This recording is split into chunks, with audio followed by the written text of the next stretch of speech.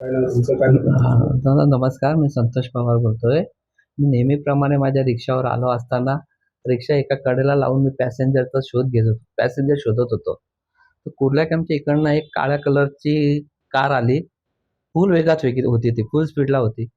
तिने मला हॉर्न वगैरे न देता काही नाही देता मला ओढून निघून गेला तो. आणि कोणत्याही प्रकारची माणुसकी त्यांनी दाखवली नाही, थांबला नाही, काय नाही. सुसाट निघून गेला. आणि त्यामुळे मला एवढी इजा झालेली आहे. माझा पाय फ्रॅक्चर झालेला आहे. डॉक्टरांनी त्या पायामध्ये प्लेट टाकायला सांगितली आहे. आज मी घरातला कमवता एकटा माणूस आहे. तरी कृपया करून पोलिसांतर्फे, प्रशासनातर्फे मला सहकार्य मिळावा ही नम्र विनंती. आणि तसेच हे असे जे रॅश ड्रायव्हिंग करतात, आज माझ्याबरोबर ही घटना घडली. यापूर्वी पण कितीतरी जणांबरोबर ही घटना घडलेली आहे.